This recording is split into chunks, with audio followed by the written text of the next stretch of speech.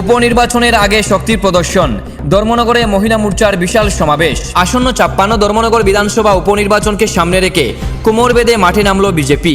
আজ ধর্মনগর জেলা কমিটির উদ্যোগে এবং মহিলা মোর্চার সক্রিয় অংশগ্রহণে একটি গুরুত্বপূর্ণ সাংগঠনিক কর্মসূচি ও জনসভার আয়োজিত হয়। আজকের এই কর্মসূচি অনুষ্ঠিত হয় বিবেকানন্দ সার্ধশতবার্ষিকী ভবনে। এই কর্মসূচির মূল লক্ষ্য ছিল নারী শক্তিকে ঐক্যবদ্ধ করে উপনির্বাচনে জয়ের পথ প্রশস্ত করা।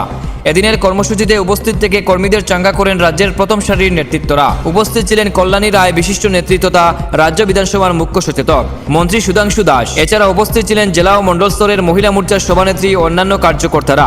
অনুষ্ঠানে বক্তব্য রাখতে গিয়ে নেতৃত্বরা রাজ্য ও কেন্দ্র সরকারের নারী কল্যাণমূলক প্রকল্পগুলোর কথা তুলে ধরেন। মন্ত্রী সুধাংশু দাস বলেন, উপনির্বাচনে ভারতীয় জনতা পার্টির জয় নিশ্চিত করতে মহিলা মোর্চার ভূমিকা হবে অনস্বীকার্য।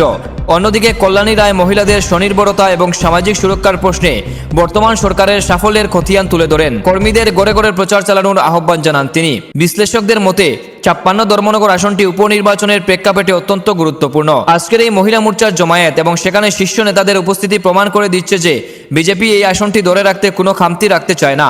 বিপুল সংখ্যক মহিলা কর্মীদের উপস্থিতিতে দলের মনোবল অনেকটাই বাড়িয়ে দিয়েছে।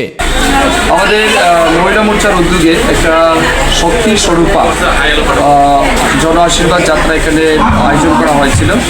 এটার মূল উদ্দেশ্য হচ্ছে আমাদের ভারতীয় জনতা পার্টির প্রার্থী সম্মানিত জওহর চক্রবর্তী ওনার সমর্থনে সভা করা হয়েছে এবং মহিলারা যেভাবে স্বতঃস্ফূর্তভাবে হাজার হাজার মহিলা এখানে এসেছেন, আমরা সত্যি অত্যন্ত আনন্দিত এবং এটা পরিষ্কারভাবে ইঙ্গিত করছে যে আমাদের প্রার্থীর জয় শুধুমাত্র সময়ের অপেক্ষা এবং যেভাবে মহিলারা এগিয়ে এসে ওনাকে সমর্থন করছেন, আমার বিশ্বাস বিরোধী রাজনৈতিক দলের জামানত বাজেয়াপ্ত হবে এবং আমাদের প্রার্থী বিপুল ভোটের ব্যবধানে এখান থেকে নির্বাচন হচ্ছে। যেটা বুঝতে পারলাম যে নির্বাচনী প্রচারে এটা প্রোগ্রামটা অনুষ্ঠিত হয়, সেই বিষয়ে আপনার কি বক্তব্য থাকবে ধর্মনগর? দেখুন, আমাদের অধ্যক্ষ যিনি ছিলেন বিশ্ববন্ধু সেন মহোদয়, তিনি গত কয়েক মাস আগে প্রয়াত হয়েছে এবং এই বিধানসভা কেন্দ্র ধর্মনগর বিধানসভা কেন্দ্রটি শূন্য হয়ে গেছে। ভারতের সংবিধানের নিয়ম অনুযায়ী এই কেন্দ্রে আবার উপনির্বাচন হবে এবং উপনির্বাচন ঘোষিত হয়েছে। আগামী ৯ এপ্রিল ভোট হবে। ভারতীয় জনতা পার্টি জওহর চক্রবর্তী মহোদয়কে এই কেন্দ্রে প্রার্থী করেছে। জয় সম্পর্কে আমরা ১০০% নিশ্চিত। একটা বিষয় হলো যে বিগত বছরগুলিতে ২০১৮ সালে রাজ্যের সরকার পরিবর্তন হওয়ার পর প্রয়াত বিশ্ববন্ধু সেন প্রথমে উপাধ্যক্ষ হিসেবে, পরবর্তী সময়ে অধ্যক্ষ হিসেবে যে কাজ করেছেন এবং একজন বিধায়ক হিসেবে ধর্মনগর বিধানসভা কেন্দ্রের যে উন্নতি সাধন করেছে।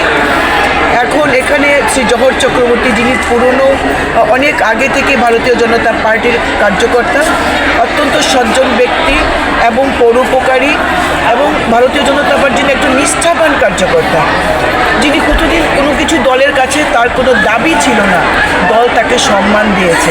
এহেন একজন সজ্জন ব্যক্তিকে ধর্মনগর বিধানসভা কেন্দ্রে ভারতীয় জনতা পার্টি মনোনীত প্রার্থী করেছে এবং আমি নিশ্চিত যে বিগত দিনের ইতিহাসকে ছাপিয়ে ভোটের নিরিখে, ভোটের সংখ্যার নিরিখে জওহর চক্রবর্তী বিপুল ভোটে জয়যুক্ত হবে। যতই চক্রান্ত হোক, যত কিছুই হোক, জওহর চক্রবর্তী আগামী ৯ এপ্রিল যে ভোট হবে, সেই ভোটের ফলাফলে আমরা দেখব জওহর চক্রবর্তী বিপুল ভোটে জয়যুক্ত হয়েছে এবং পবিত্র বিধানসভায় বিধায়ক হিসেবে প্রথম যাত্রা তিনি শুরু করবেন এবং আমাদের প্রয়াত অধ্যক্ষ বিশ্ববন্ধু সেনের যে অসমাপ্ত কাজগুলি রয়েছে সেগুলো যেমন তিনি সমাপ্ত করবেন এবং এই বিধানসভা কেন্দ্রকেও সারা রাজ্যের মধ্যে একটা শ্রেষ্ঠ বিধানসভা কেন্দ্র হিসেবে পরিণত করতে পারবেন, এটা আমাদের প্রত্যাশা, এটা আমাদের শুভেচ্ছা ওনাকে। আজকের এই যে মহিলাদের আজকে যে সম্মেলন গেল, সেখানে আশীর্বাদ যাত্রা যেটা গেল, তার উপস্থিতি, মানুষের, মহিলাদের, দিদিদের, বোনেদের যে উপস্থিতি, এই উপস্থিতিতে প্রমাণ করে দেয় ধর্মনগর বিধানসভা কেন্দ্রে ৪৬,০০০ উপর ভোটার রয়েছে, যার অর্ধেকের বেশি মহিলা।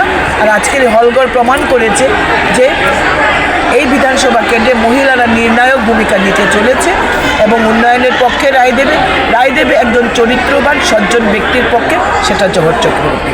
ভারতীয় জনতা পার্টি এইভাবে কার্যকর্তাকে সম্মান করে এবং জওহরদাকে এই সম্মান দেওয়ার জন্য ভারতীয় জনতা পার্টির একজন কার্যকর্তা হিসেবে আমি অত্যন্ত গর্বিত।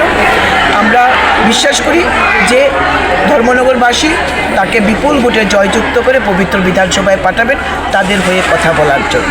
ধন্যবাদ।